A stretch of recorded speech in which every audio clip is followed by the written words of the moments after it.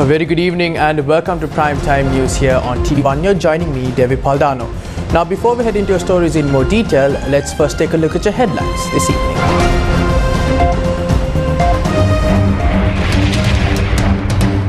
Motorcycle gunmen killed 2 people an hour apart.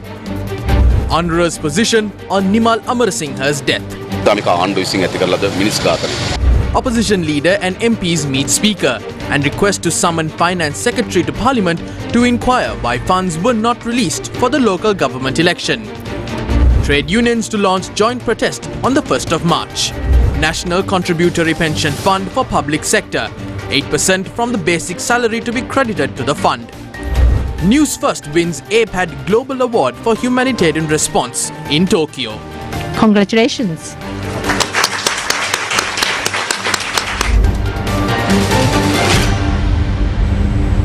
Now on to one of your headline-making stories. 2 people were brutally gunned down by motorcycle gunmen at 2 different locations within an hour today morning. Motorcycle gunmen opened fire at approximately 8:10 on Tuesday morning down T. Diman Silva Mawata in Pinwatta, Panadura. Their target was a businessman who was travelling in a luxury jeep along Gaul Road. The businessman who was driving the jeep died at the wheel following the shooting. The victim was identified as 56-year-old Sampath Kudagoda, owner of a foreign liquor store in Kadawatha. He was a resident of Kirillavala, Kadawatha, and was gunned down while on his way to inspect a house that was under construction in Panadura. Sri Lanka police said that several police teams were deployed to trace the suspects who fled the scene after committing the crime. Police officers located the motorcycle used by the gunman some 4 kilometers away from the scene of the crime, along with their number plates. Less than an hour after this shooting, another shooting was reported from Gonnaduwa in Kooligoda, Ambalangoda. 2 armed motorcycle gunmen had carried out the shooting at around 9:15 am. 42-year-old Sudassiri, a resident of Usmullava, Madampagama, who was also on a motorcycle, was killed in the shooting. It was reported that he was gunned down while heading back home after dropping his wife at work. On the 26th of February, a man was hacked to death in Idamtota, Ambalangoda, and Sri Lanka police said that Tuesday's victim and the man who was hacked to death are relatives. Motorcycle gunmen have gone on a shooting spree in the past few months alone. Since the 30th of May 2022, over 25 people were gunned down by motorcycle gunmen. The post-mortem into the death of Nimal Amarasinghe, who died following the communication that broke out during the Jatika Jana Balavege protest, took place this morning.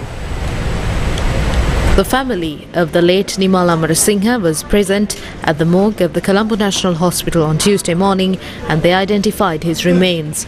Evidence from the relatives were recorded in the presence of the Colombo Fort Magistrate, and several Jatika Jana Balavege activists were also seen at the Colombo National Hospital.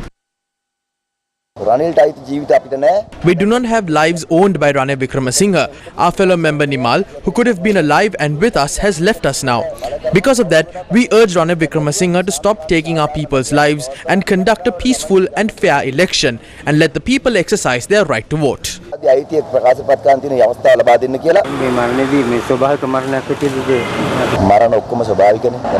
All deaths are natural. Even if I die, it is natural.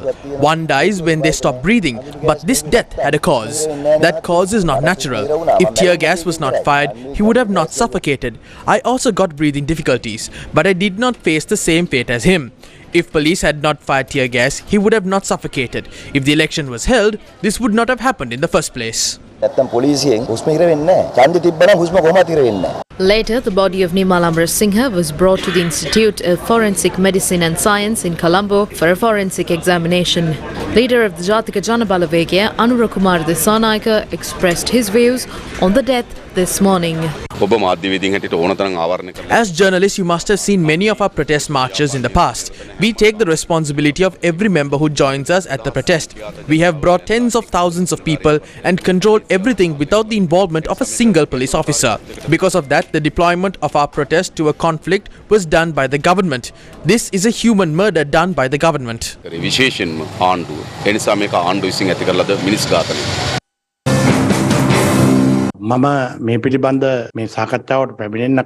had a discussion with the relevant officials prior to this discussion. They stated that when the election has been announced and the nominations have been handed over, no demonstration other than the May Day rallies are allowed under the election law, and the police have given them permission to conduct meetings and assemble at the Vihara Mahadevi Park and its surrounding area. Regardless of that order, they were marching towards fort. Minimum force was used to obstruct them. Even minor protests were dispersed with the use of batons. However, this time they didn't even use batons and only water cannons and tear gas was used to disperse the protesters. It's very normal for someone to fall and be wounded during a protest. A large number of people were hospitalized and even imprisoned during the protest we staged against the sale of Hambantota port. The situation between the way the protesters act and the way the government reacts cannot be predicted in advance. As far as I know, the government has advised to always use minimum force. This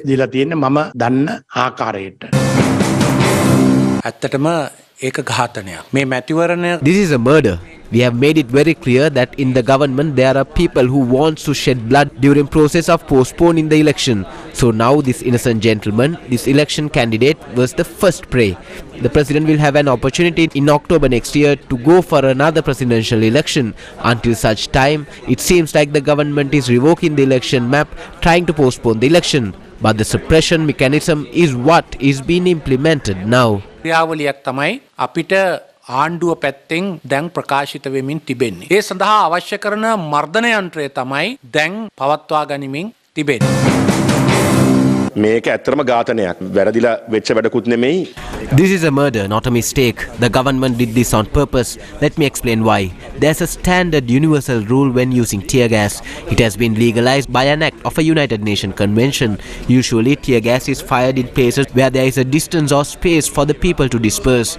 But when considering this incident, the roads were closed from both ends, so the protesters had nowhere to run.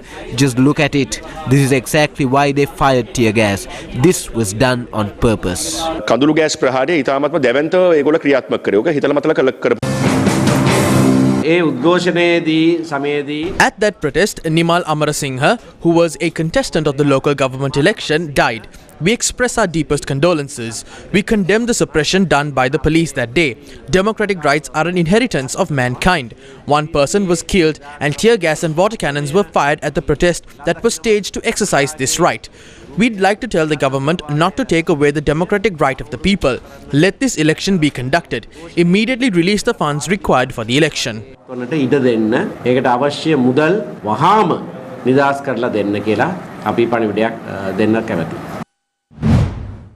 The opposition leader and a group of opposition MPs met to speak on Tuesday to discuss on the future steps that would be taken with regard to the letter sent by the Election Commission seeking intervention for funds. MPs who left the ruling faction and joined the opposition, including Dalasalaha Peruma, joined the meeting as well. Everything is being prepared for the election. The issue is based on the funds. The first point is the provision of funds that were allocated to the Election Commission. If that does not happen, it brings disrespect to the Parliament. Secondly, the Election Commission is ready for the election and all they require is the money. They need less than 5 billion rupees for the preliminary work. We need an all-party session to discuss this after summoning the Finance Secretary to the Parliament. We need to question the issues surrounding the release of funds. We can allow him to provide data to support his arguments. Therefore, he can explain why funds cannot be provided.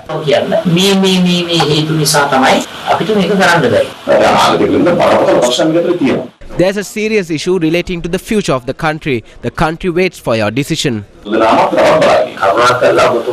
As the opposition leader requested, please summon those officials for talks. They can tap their conscience and make it clear that this small amount can be used to secure democracy in the country. There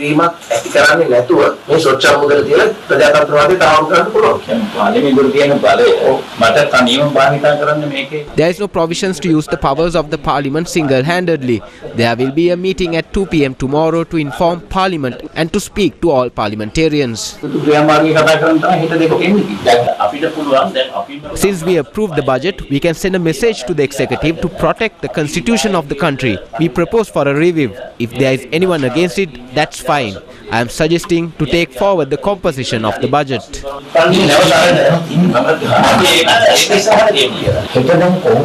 A party leaders meeting will take place tomorrow. You can use your powers to summon the finance secretary to be here. You can also summon the party leaders of the ruling faction. If you send an SMS, we all receive it.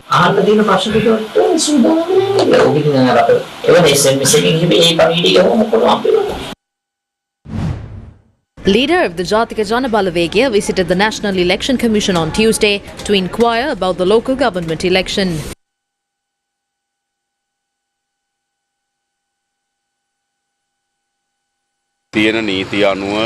As per the law, if an election is being delayed, the new date must fall within 21 days after the original date. So the Election Commission must announce the new date within 21 days starting from the 9th of March. The request was for it to be declared soon. The political movement and the Election Commission have spent a lot on the election. There are 44 days for election propaganda. We have already passed 33 days and therefore we request for a date soon. තුනක් වගේ ගත වෙලා තිබුණු නිසා මේ ඛණ්ඩනය නොවන ආකාරයට නව දිනයක් දෙන්න කියන එක තමයි අපි ඉල්ලීම් බවට පත් උනේ. කොමිසමේ නිලධාරීන් මොන වගේ මතයකද ඉන්නේ දැන්? ඔවුන් කියනවා උන්ට මැතිවරණ පැවැත්වීමේ වගකීමුන්. They claim they are engaged in their duty to conduct an election properly. They would make an inquiry with regard to the provision of funds from the Treasury Secretary. The Commission will meet on the 3rd and announce a new date.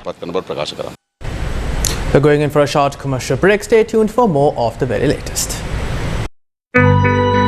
Atra Magazine's launch of the Lucky Sena Nayaka edition and Art Experiential Festival takes place on the 4th and 5th of March at Chatwing Lighthouse Gaol. Call 077-570-1891 for details. Tickets on curated art talks and tours celebrating the works of one of Sri Lanka's iconic artists at the festival.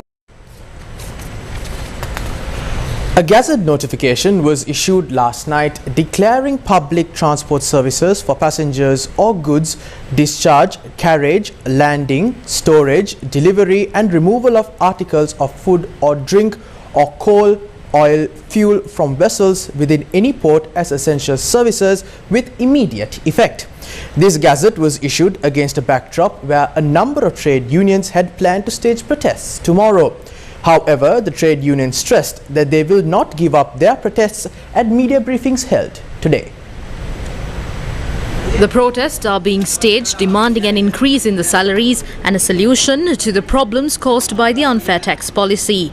In addition, the trade unions are preparing to raise several other issues, including bank interest rates, salary and allowance issues through their protests. The Professionals Trade Unions Collective, which includes about 40 organizations, including doctors and university professors, announced that it will hold protests in 12 places across the country tomorrow. Gazette නිවේදන හරහා අත්‍යවශ්‍ය සේවා කිරීම හරහා මොකද්ද බලාපොරොත්තු වෙන්නේ වෙන කිසිවක් නෙමේ මේ සේවකයන්ට. What do they expect by declaring essential services through a Gazette notification? Nothing else but to suppress the democratic right of these professionals. As the Professionals Trade Union Collective, we have organized protests across 12 areas and we have decided to extend our support to these protests and the trade union actions that will be implemented tomorrow.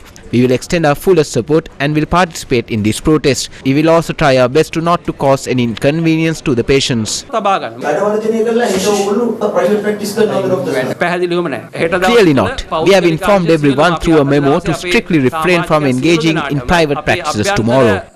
මෙමෝ එකක් එහෙම නැත්නම් සටහනක් මගින් දැනුම් දීලා තියෙනවා හෙට දවස්වල පෞද්ගලික ප්‍රතිකාර සේවා කටයුතු වලින් 100%ක් බැහැර වෙන්න කියලා. What actions will the railway trade unions take tomorrow? As the Railway Trade Union Alliance, we will unite and stage a major protest at the railway headquarters tomorrow evening. All railway employees will join this protest. Train journeys may be delayed or even cancelled. We apologize in advance to the passengers for the inconvenience caused. The trade unions attached to Telecom convened a media briefing today. All employees of the telecom branch will join these protests. Through this protest, we are demanding the government to revoke the tax policy immediately.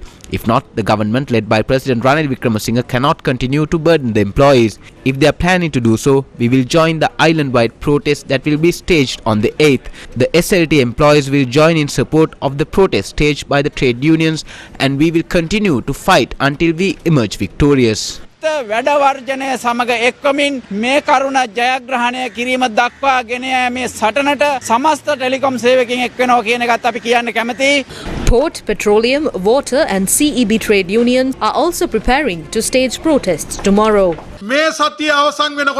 The protest will only aggravate by the end of the week. We don't know if it will be on the 3rd, 4th or the 8th. However, on the 8th, the entire country will come to a standstill. The journey starts from tomorrow and it will depend on the government's reaction to it. If the government is hoping to reverse, to refrain from looting from the people, the trade unions will also slowly go on reverse.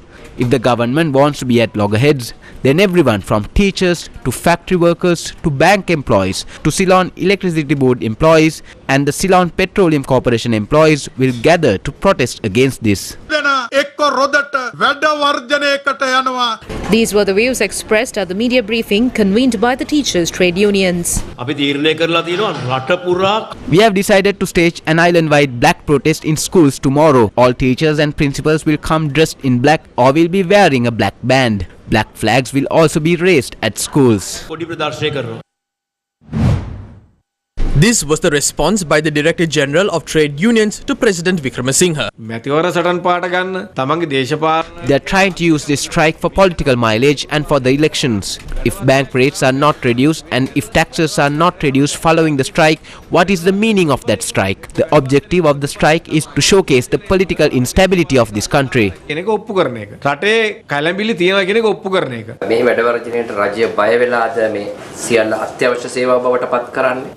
නියෝග නිකුත් කිරීම සාමාන්‍යයෙන් වැඩ වර්ධනයකදී සිද්ධ වෙනවා.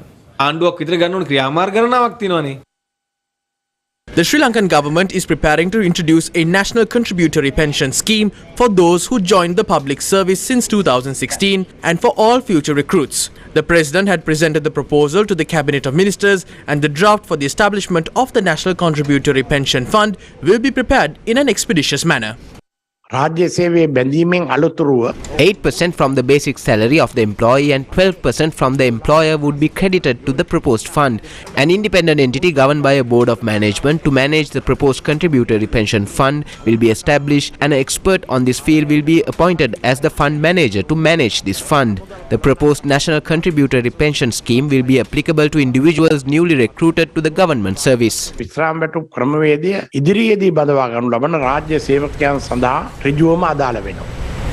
The Court of Appeal today issued a writ order stating that the charges filed by the Attorney General against former Finance Minister Ravi Karunanayake at the Colombo Permanent High Court trial at bar under the Public Property Act cannot be sustained.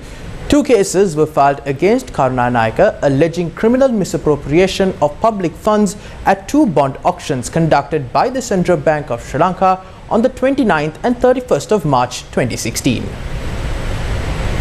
Two writ applications filed by former Finance Minister Ravi Karunanayake challenging the two cases filed by the Permanent High Court trial at bar were taken up on Tuesday, where Justices Sobhita Rajakaruna and Dhammika Ganepola issued a writ order.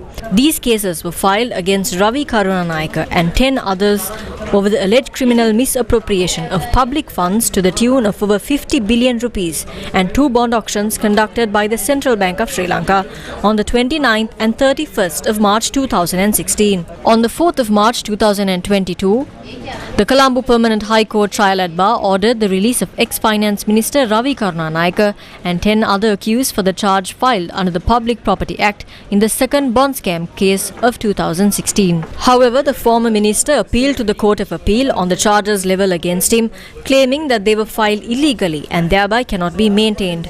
Accordingly, Karunanayake filed a petition seeking an order that he be released from the charges. The Court of Appeal on Tuesday issued a writ order stating that the charges filed by the Attorney General against the former Finance Minister Ravi Karunanayake under the Public Property Act cannot be sustained following the lengthy examination. Central Bank Governor Dr. Nandalal Veerasinghe says IMF relief is not the end of the game, but the beginning of a new journey. The Student Society of the Institute of Chartered Accountants of Sri Lanka hosted their 37th International Conference in Colombo this morning. The theme of the event primarily focused on enhancing and nourishing the winning mentality and the importance of collectivism and cohesiveness.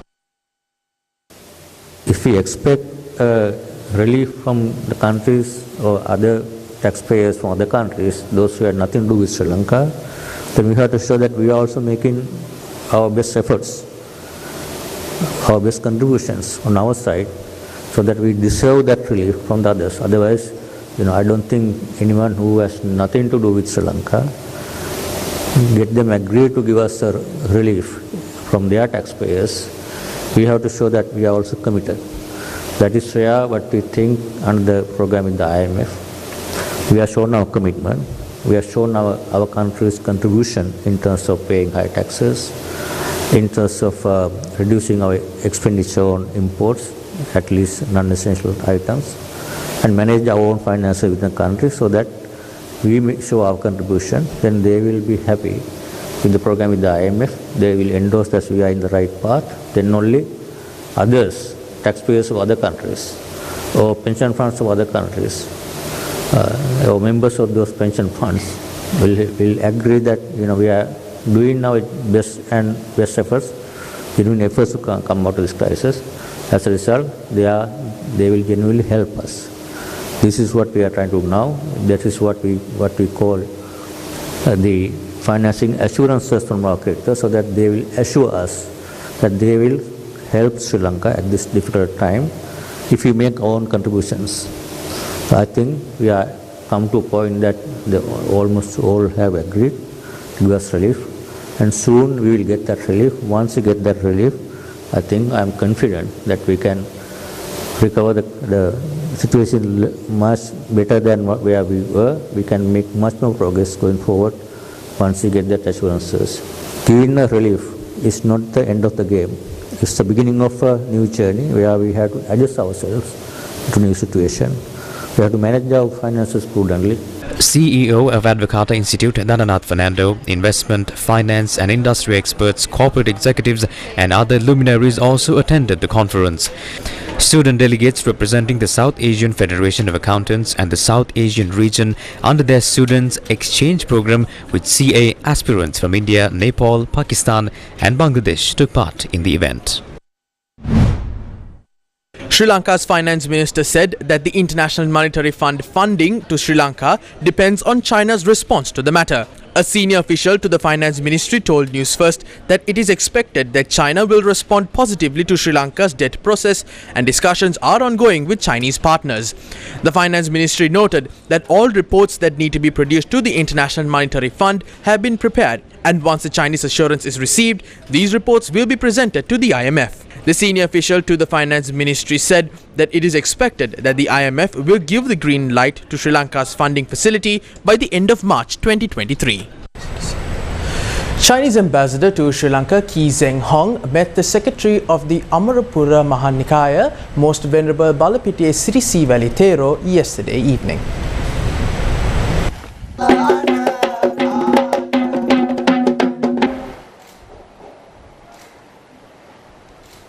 Under the Fajian Charity Project, dry rations were distributed to underprivileged families at the Mahakappina Valawasima Malaka Vihara. Through the Fajian Charity Project, dry rations are being donated to Sri Lankan families in need by Chinese Buddhist temples and Chinese Buddhists.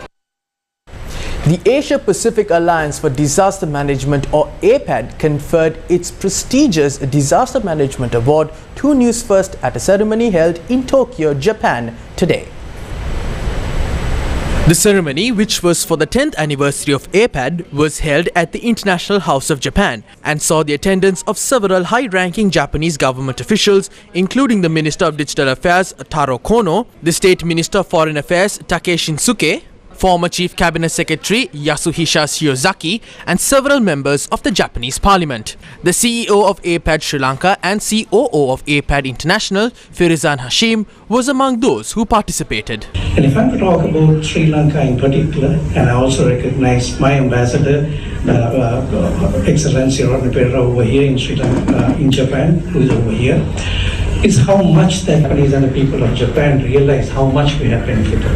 We had a 30-year war conflict, but if this platform was there during that time, it would have been so much easier for us to reach out to people, to help people. Because the strength of the private sector is what we saw. Newsfirst was recognized for its innovative leadership in Sri Lanka, for outstanding reporting under extreme conditions during times of natural disasters, through decades of humanitarian response, which includes relief, preparedness, awareness, and even search and rescue. The award was received on behalf of Newsfirst by Shavan Daniel, Group Director of the Capital Maharaja Group, and Srilankanbeauty, Head of Channel of Newsfirst.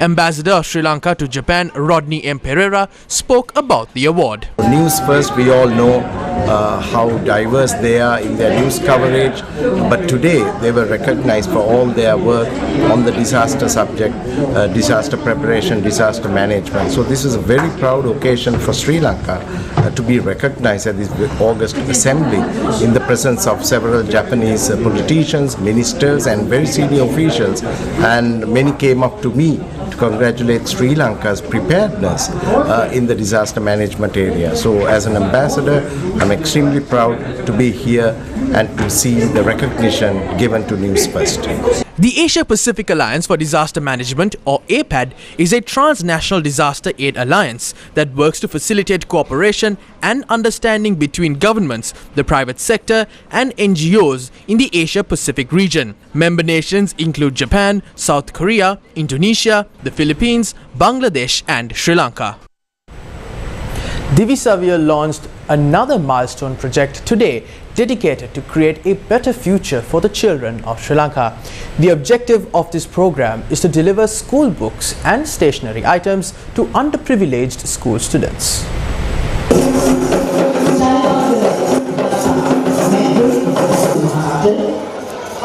The launch of the Divisavia program aimed at school students took place in Colombo on Tuesday. The program is completely sponsored by LOLC Holdings and is supported by the Education Ministry. The launch of the program took place under the auspices of Kapila Jayawardena, the Group Managing Director, Chief Executive Officer of LOLC and Education Secretary Nihal Ranasinghe.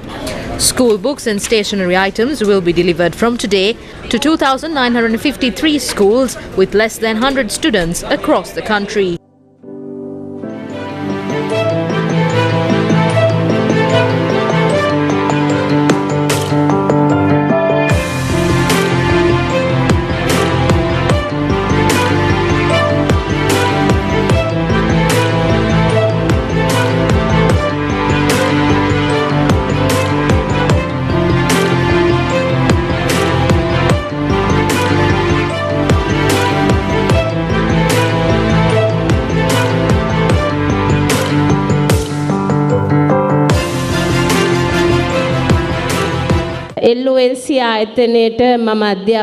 This is a great service towards the children. On behalf of the Education Ministry, I extend my gratitude to LOLC Holdings. I also wish this program all success.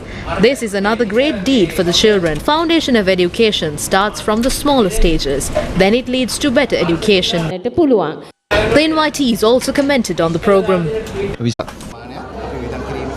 Forward to support us is a great meritorious deed. I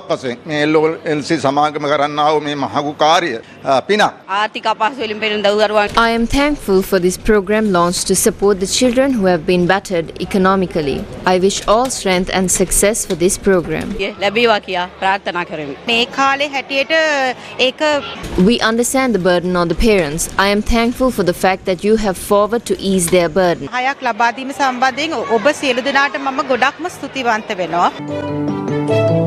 The Divisavia project is in effect from today for the future of the children of Sri Lanka.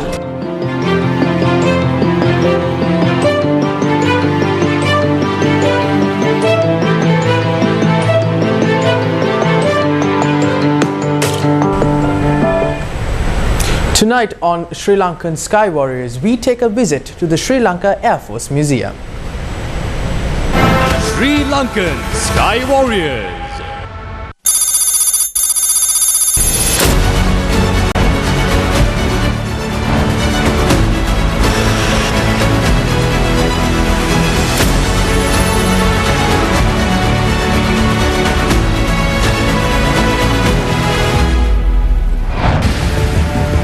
Sri Lanka Air Force Museum is Sri Lanka's only national museum dedicated to the field of aviation as well as the history of the Sri Lanka Air Force. Starting from the Royal Air Force operations during World War II to the combat operations of the Sri Lanka Air Force in the recent past, the museum offers a detailed depiction of the evolution which has shaped the Sri Lanka Air Force into the highly successful fighting force it is today. The Sri Lanka Air Force Museum is also a production house for all models of aircraft used by Sri Lanka Air Force. Models of Bell 212 helicopters, Dornier aircraft, Antonov planes, F-7 and Kafir fighter jets are produced here, and there is a high demand for them locally and internationally. The UAV Research Development Project, located at Sri Lanka Air Force Station Katukurunda, is the home for the Air Force's unmanned aerial vehicle experts. Launched under the Lihinia project, the Sri Lanka Air Force Station designs a state-of-the-art unmanned aerial vehicles so that they can reach locations that cannot reach easily in the event of a disaster and ensure the safety of the general public. The Lihinia Mk1 unmanned aerial vehicle project will be reaching its target of developing a fully operational, entirely Sri Lankan-made UAV and securing the lives of the Sri Lankan people.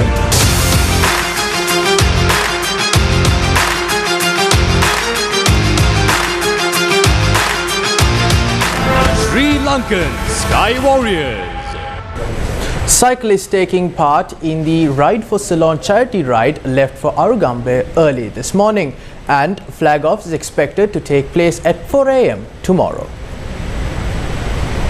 The 7th annual tour of Jaffna, aimed at restoring the past and building the future, also dubbed Ride for Ceylon, will be flagged on Wednesday morning, and the local and international riders taking part in the ride left for Arugambe. We are a registered charity of UK of Friends of Manipai Hospital, and today we are gathered here to start the 7th year of the cycle ride, starting from Marine Drive, going all the way to Arugambe, from Arugambe to Batiklo, Batiklo to Trinco, Trinco to Mullaitivu, and Mullaitivu to Jaffna on each day, starting from today till Saturday. And the purpose of this is to raise funds for Green Memorial Hospital in Manipai, which we have been maintaining and upkeeping for the last 7 years. I'm here from Sydney, Australia. We're here to participate in a 475-kilometer bike ride organized by the Ride for Ceylon, a global charity organization which is part of Friends of Manipai. It is a fundraising ride for the Green Memorial Hospital, which is located up in the north of Sri Lanka. The best part for us here is it is quite brutal and challenging ride, 475 kilometers, not an easy task, but we are all ready to give our best blood and sweat. Ride for Ceylon is a 4-day, 475-kilometer bike ride and will take place from the 1st to the 4th of March 2023. Riders, based on their experience and riding speeds, will be divided into 3 groups. Each group will have a peloton ride captain. The ride starts in Arugambe on the southeastern edge of Sri Lanka and finishes in Manipai in the northern province, Jaffna. The ride is also supported by Sri Lanka's tourism sector to promote So Sri Lanka and attract tourists to Sri Lanka. And that is a wrap up primetime news here on TV1. For more news, log on to our award-winning website, that is www.newsfirst.lk. For the Newsfirst team, I'm Debbie Paldano. Take care and good night.